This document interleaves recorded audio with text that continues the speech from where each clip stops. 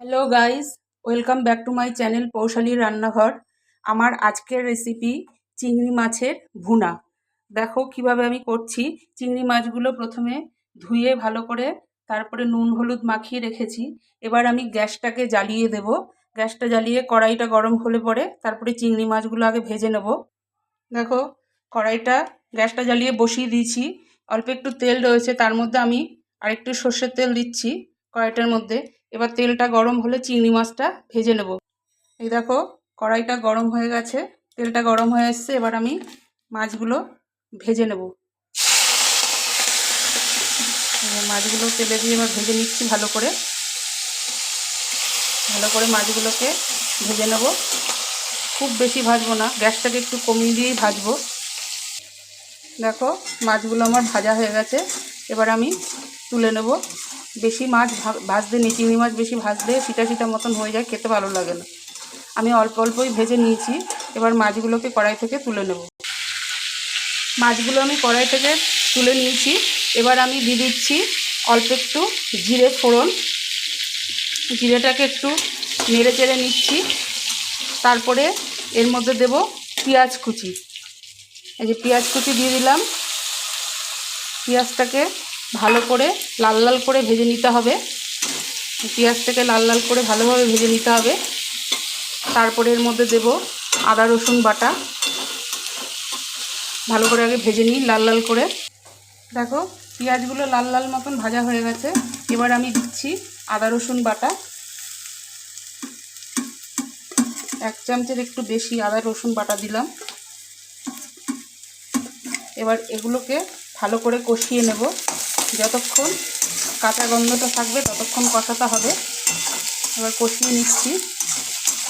তারপরে আমি গুঁড়ো মশলা কিছু দেব। তার আগে আমি একটা পেস্ট করে নেব, পেস্ট বানিয়ে নেব। সেই পেস্টটা হচ্ছে কাজু বাদাম অল্প কিছু আর টমেটো একটা।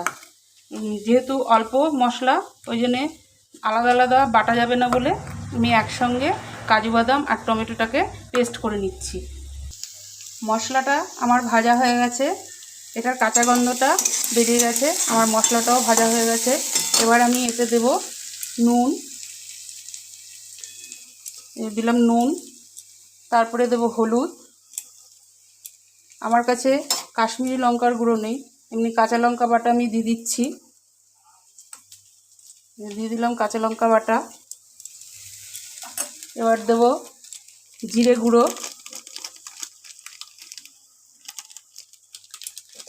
আর এবার দেব ধনের গুঁড়ো। সব অল্প অল্প দিলাম। এবার আমি দেব মিষ্টি, একটু চিনি দিয়ে দেবো, তাহলে খেতে ভালো লাগবে। দিয়ে দিলাম। এবার একটু ভালো করে মশলাটাকে কষিয়ে নেব। ভালো করে মশলাটাকে কষিয়ে নিয়ে তারপরে যে আমি কাজু আর টমেটোর পেস্টটা করে রেখেছি সেটা এর মধ্যে দিয়ে দেবো। সামান্য একটু জল দিয়ে কষাই, তাহলে মশলাটা নিচে লেগে ধরবে না। একটুখানি জল দিয়ে কষাচ্ছি, তাহলে মশলাটা কড়াইয়ের গায়ে লেগে ধরবে না। ভালো করে কষানো হয়ে যাক, তারপরে আমি ওই পেস্টটা দিয়ে দেবো। আমার হয়ে এসছে মশলাটা কষানো। এবার আমি কাজু আর টমেটোর যে পেস্টটা করে রেখেছি এটা আমি মিক্সি বাটি ধরে ঢেলে দিলাম। আর একটু মিক্সি বাটিতে জল দিয়ে বাটিটা ধুয়ে একটু দিয়ে দিচ্ছি। এই যে বাটিটা ধুয়ে একটু দিয়ে দিলাম। এবার আমি ভালো করে মশলাটাকে, সব মশলা একসঙ্গে ভালো করে কষাবো। ভালো করে কষিয়ে নিই, তারপরে চিংড়ি মাছটা দিয়ে দেবো। এইবার দেখো আমি চিংড়ি মাছগুলো দিয়ে দিলাম। এবার চিংড়ি মাছগুলো দিয়ে ভালো করে মশলার সাথে একসঙ্গে কষিয়ে নেব। এই যে মশলার সাথে একসঙ্গে কষিয়ে নেব। কারা কারা এই চিংড়ি মাছের ভুনা খেয়েছো কমেন্ট করে জানাবে।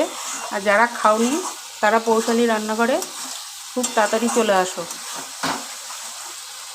দেখো এবার ভালো করে কষিয়ে নিচ্ছি মশলার সাথে মাছ দিয়ে। একসঙ্গে।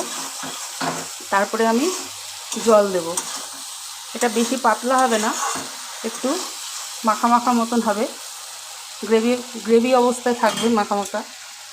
এবার আমি জল দিয়ে দিচ্ছি। জল অল্পই দেব, ঝোল খুব পাতলা হবে না, মাখা মাখা মতন হবে ঝোলটা। এই যে জল দিয়ে দিলাম। এবার ঢাকা দিয়ে দেব। ফুটে উঠলে তারপরে অল্প গরম মশলা দিয়ে অফ করে দেবো গ্যাসটা। এই যে হয়ে গেছে। এবার ঢাকা দিয়ে দিচ্ছি ঝোলটাকে। দেখো ঝোলটা প্রায় হয়ে এসছে। আর একটু ফুটে উঠলে, আর একটু সামান্য একটু ঘন হয়ে আসলে তারপরে আমি গ্যাসটাকে অফ করে দেবো। এই দেখো কি সুন্দর ঝোলের কালারটা এসছে, দেখেছো বন্ধুরা? তোমরা কে কে এইভাবে খেয়েছো কমেন্ট করে জানাও আমাকে খুব শিগগিরই। আমি তো তাহলে জানতে পারবো তোমরা কে কে খেয়েছো। আর যারা যারা খাওনি তারা তারা চলে আসো কৌশালী রান্নাঘরে। দেখো প্রায় হয়ে এসছে ঝোলটা। আর সামান্য একটু ফুটে উঠলে গরম মশলা দিয়ে গ্যাসটাকে অফ করে দেবো। এই দেখো ঝোলটা এবার হয়ে গেছে, দেখেছো বন্ধুরা? ঝোলটা হয়ে গেছে, একদম মাখা মাখা হয়ে গেছে। এবার আমি গ্যাসটাকে অফ করে দেবো। তারপরে একটু গরম মশলা দিয়ে দেবো। গ্যাসটাকে অফ করে দিলাম। এবার একটু গরম মশলা দিয়ে দেবো এর মধ্যে, খেতে খুব ভালো লাগবে। দিয়ে দিলাম গরম মশলা। এবার গরম মশলার গুঁড়ো দিয়ে এবার নেড়ে নিলাম ভালো করে ঝোলটাকে। এবার আমি তুলে ফেলবো প্লেটে। এই যে হয়ে গেছে আমার ঝোল। তোমরা ভিডিওটা দেখতে থাকো, সঙ্গে থাকো। আরও নতুন নতুন ভিডিওর জন্য তোমরা অপেক্ষা করো। আমার চ্যানেলটিকে খুব শিগগিরই যারা যারা এখনও সাবস্ক্রাইব করোনি তারা তারা সাবস্ক্রাইব করে দাও, বেল আইকনটি প্রেস করে দাও। তাহলে নতুন নতুন তোমাদের কাছে রান্নার ভিডিও খুব শিগগিরই পৌঁছে যাবে। টাটা।